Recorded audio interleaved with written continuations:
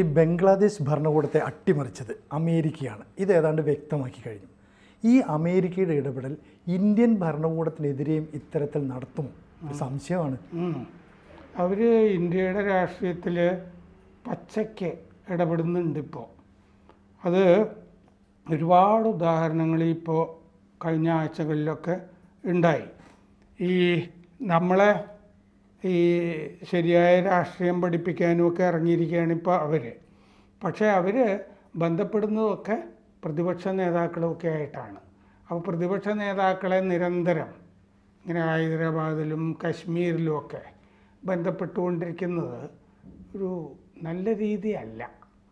നമ്മളിപ്പോൾ നമ്മുടെ എംബസിയിൽ വാഷിങ്ടണിലുള്ള ആളുകളൊക്കെ പോയിട്ട് അവിടെ ഒരു പഠനം നടക്കുമ്പോൾ വേറെ ആളുകളെ പോയി ഭീകരവാദികളെയൊക്കെ കാണുന്നതൊക്കെ അമേരിക്കയ്ക്ക് ഇഷ്ടപ്പെടുമോ എന്ന് പറഞ്ഞ പോലെ ഇപ്പോൾ US കോൺസൽ ജനറൽ ഹൈദരാബാദിൽ കോൺസുലേറ്റ് ഉണ്ട്.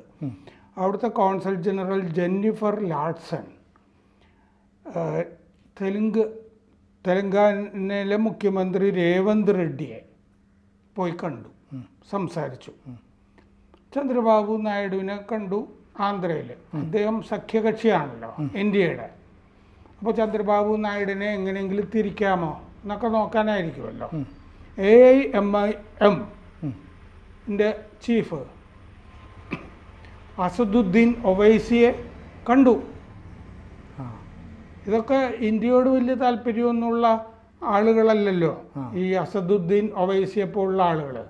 ഇപ്പോൾ ഈ അസദുദ്ദീൻ ഒവൈസി ആണ് രാഷ്ട്രീയ നേതാക്കളിൽ ഇന്ത്യയിൽ ആകെ ഷെയ്ഖ് ഹസീന ഇന്ത്യയിൽ എത്തിയതിനെ, ഇന്ത്യ അവർക്ക് അഭയം കൊടുത്തതിനെ ചോദ്യം ചെയ്തിട്ടുള്ള ഏക രാഷ്ട്രീയ നേതാവാണ് ഒവൈസി. അയാളുടെ മനസ്സ് വളരെ വ്യക്തമാണല്ലോ. ബാക്കി എല്ലാവരും ഇന്ത്യയിൽ ശരി അവരെ അഭയം തേടി. രാഹുൽ ഗാന്ധി പോലും അതിനെതിരെ ഒന്നും പറഞ്ഞിട്ടില്ല. പക്ഷെ ഒവൈസി പറഞ്ഞു അവരെ ഇന്ത്യ സ്വീകരിച്ചത് ശരിയായില്ല. എന്താ അതിൻ്റെ അർത്ഥം? ഷെയ്ഖ് ഹസീനയെ അവിടുന്ന് പുറത്താക്കിയ ശക്തികളുണ്ടല്ലോ എന്ന് പറഞ്ഞാൽ അവിടുത്തെ താലിബാൻ ശക്തികൾ, ജമാഅത്തെ ഇസ്ലാമി ഒക്കെ, അതിൻ്റെ കൂട്ടത്തിലാണ് ഒവൈസി. സംശയമില്ല, അത്ഭുതവും ഇല്ല. അയാളുടെ നിലപാട് എപ്പോഴും അങ്ങനെയായിരുന്നു. അയാൾ പല IS ഭീകരർക്കും ഒക്കെ ഇവിടെ സഹായം ചെയ്ത് കേസിലൊക്കെ ആയിട്ടുള്ള ആളാണ്. അപ്പോൾ അയാൾ അങ്ങനെ ചെയ്തിരിക്കുന്നതാണ്. അപ്പോൾ ഈ ജെന്നിഫർ ലാഡ്സൺ ഇവരെയൊക്കെ കണ്ട ശേഷം ഈ ഒരു പ്രസ് റിലീസ് പോലെ ഇറക്കിയതിൽ പറഞ്ഞത്, we discussed issues of mutual interest and import views on a range of shared issues and concerns എന്നാണ് എഴുതിയത്. ഷെയർഡ് ഇഷ്യൂസ് ആൻഡ് കൺസേൺസ് എന്ന് പറഞ്ഞാൽ അമേരിക്കയ്ക്കും ഈ കണ്ട ആളുകൾക്കും തമ്മിലുള്ള അവർ പൊതുവായി പങ്കിടുന്ന ഉത്കണ്ഠകൾ അത് ഞങ്ങൾ പങ്കുവച്ചു എന്നാണ് പത്രക്കുറിപ്പിൽ പറഞ്ഞിരിക്കുന്നവർ. വൃത്തികേടല്ലേ? അപ്പോൾ എന്താണ് ഇവർ പരസ്പരം പങ്കിടുന്ന ഉത്കണ്ഠകൾ? അതെന്തൊക്കെയാണ്? അതിൽ വ്യക്തതയുണ്ടോ? അതവർ വ്യക്തമാക്കിയിട്ടില്ലല്ലോ. എന്തായിരിക്കാം അത്? ഇന്ത്യയുടെ ഭരണകൂടം മോദിയുടേതാണ്, അതായിരിക്കാമല്ലോ ഈ ഷെയർഡ് കൺസേൺ എന്ന് പറയുന്നത്. പൊതു ഉത്കണ്ഠ മോദി ഭരിക്കുന്നു എന്നുള്ളതായിരിക്കുമല്ലോ. അതാണ് ഞങ്ങൾ പങ്കുവെച്ചതെന്നല്ലേ അതിൻ്റെ പച്ചമലയാളം. ഇത് ഡിപ്ലോമാറ്റിക് ലാംഗ്വേജ് ആണല്ലോ. അത് പച്ച മലയാളത്തിലേക്ക് പച്ച ഇംഗ്ലീഷിലേക്ക് പരിഭാഷ ചെയ്താൽ അങ്ങനെയാണല്ലോ. മോദി ശരിയല്ല എന്നുള്ള കാര്യം ഞങ്ങൾ ചർച്ച ചെയ്തു എന്നുള്ളതായിരിക്കുമല്ലോ. തിങ്കളാഴ്ച ഈ അമേരിക്കയുടെ പ്രതിനിധികളായിട്ടുള്ള ഗ്രഹാം മേയർ, പിന്നെ ഈ എംബസിയിലെ minister counsellor for political affairs, രാഷ്ട്രീയ കാര്യങ്ങൾ നോക്കുന്ന ആൾ, ഫസ്റ്റ് സെക്രട്ടറി ആണ് അയാൾ, Gary Applegarth, political counsellor Abhiram Gadyalpatti, അപ്പോൾ ആന്ധ്രക്കാരനായിരിക്കും. ഈ കഴിഞ്ഞ തിങ്കളാഴ്ച അമേരിക്കൻ പ്രതിനിധികളായിട്ടുള്ള Graham Mayer, minister counsellor for political affairs, പിന്നെ first secretary Gary Applegarth, political counsellor Abram Gadyalpatti, ആന്ധ്രക്കാരനായിരിക്കും. ഇത്രയും ആളുകൾ ശ്രീനഗറിൽ പോയിട്ട് ഒമർ അബ്ദുള്ളയെ കണ്ടു. ഇവർ കാണുന്ന ആളുകളൊക്കെ നോക്ക്, ഒമർ അബ്ദുള്ള ഒവൈസി, ഈ ഇസ്ലാമിക ഭീകരവാദമൊക്കെ ആയിട്ട് നടക്കുന്ന ആളുകളാണ്. ഒമർ അബ്ദുള്ളയെ കണ്ടു. അപ്പോൾ ഈ പ്രിന്റ് എന്ന് പറഞ്ഞ ഓൺലൈൻ പ്രസിദ്ധീകരണം ഉണ്ടല്ലോ, ശേഖർ ഗുപ്ത എഡിറ്ററായിട്ടുള്ള, അവർ ചോദിച്ചു ഈ അമേരിക്കൻ എംബസിയോട് എന്താണ് ഈ ചർച്ചയിലൊക്കെ സംസാരിച്ചത്, ഞങ്ങളത് വെളിപ്പെടുത്തില്ല എന്നുള്ളതായിരുന്നു മറുപടി. അപ്പോൾ വെളിപ്പെടുത്താൻ പ്രയാസമുള്ള കാര്യങ്ങളാണ് ചർച്ച ചെയ്തത് എന്നുള്ളതാണല്ലോ.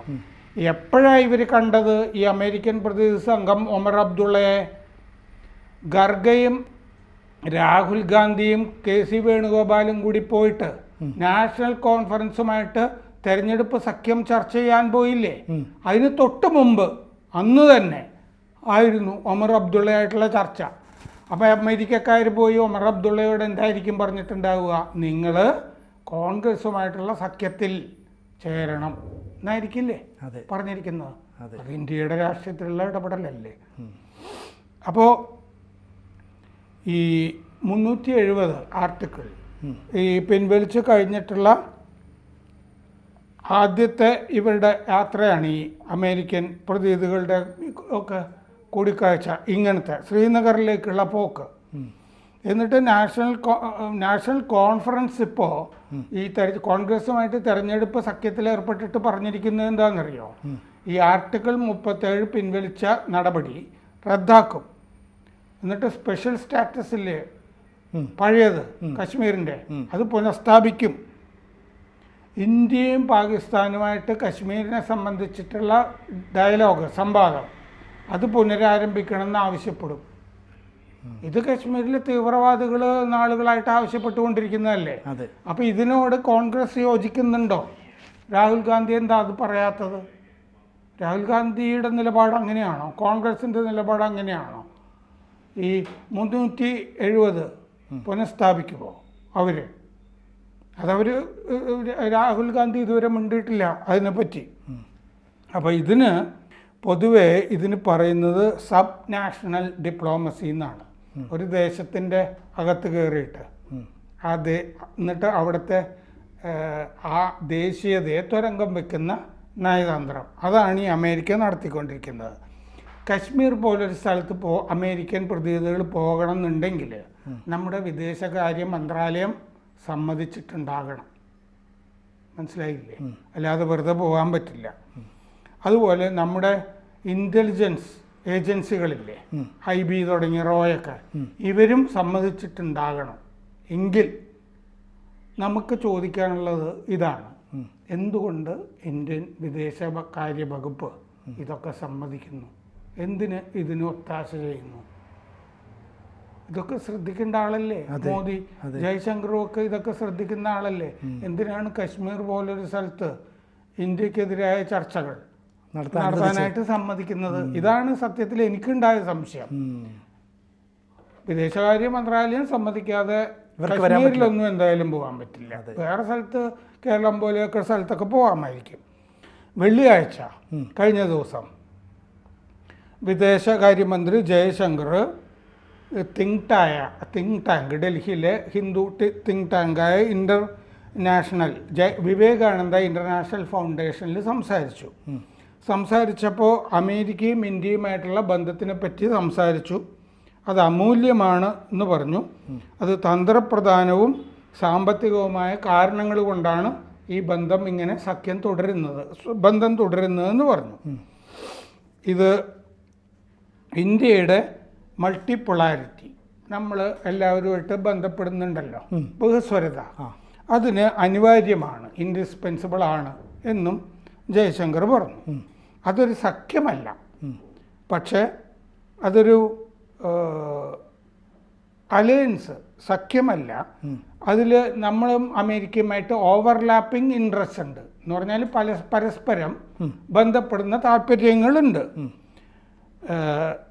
പിന്നെ നമുക്ക് പല പ്രശ്നങ്ങളിലും ഒന്നിച്ച് വർക്ക് ചെയ്യാൻ പറ്റും, നമുക്ക് താല്പര്യമുള്ള കാര്യങ്ങളിൽ. പക്ഷേ ഈ ഓവർലാപ്പിംഗ് ഇൻട്രസ്റ്റ് ഉണ്ട് എന്ന് പറഞ്ഞില്ലേ രണ്ട് രാഷ്ട്രങ്ങളും തമ്മിൽ, പരസ്പരം ബന്ധപ്പെടാൻ കഴിയുന്നത്, അതെ, ഒരേ താല്പര്യമുള്ളത്. അല്ലാത്ത താല്പര്യങ്ങൾ ഉണ്ടാവില്ലേ ഇന്ത്യയും അമേരിക്കയും തമ്മിൽ? അത് നോക്കണ്ടേ? അത് മാത്രം പറഞ്ഞാൽ പോരല്ലോ.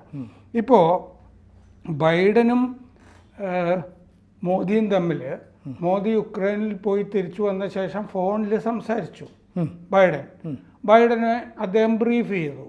ഞങ്ങൾ റഷ്യയുടെ കാര്യം, ഇങ്ങനെ കാര്യം, യുക്രൈൻ്റെ, ഞാൻ പോളണ്ടിൽ പോയിരുന്നു, യുക്രൈനിൽ പോയിരുന്നു, ഇന്ന കാര്യങ്ങളാണ് സംസാരിച്ചത്. അതിൻ്റെ കൂടെ മോദി ബൈഡനുമായിട്ട് ബംഗ്ലാദേശിലെ ഹിന്ദുക്കൾക്കെതിരായ ആക്രമണകാര്യവും സംസാരിച്ചു.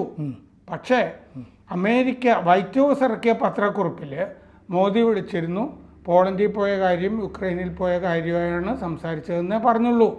ബംഗ്ലാദേശിലെ ഹിന്ദുക്കളുടെ കാര്യം സംസാരിച്ചു എന്നുള്ള കാര്യം അമേരിക്ക മറച്ചു വെച്ചു.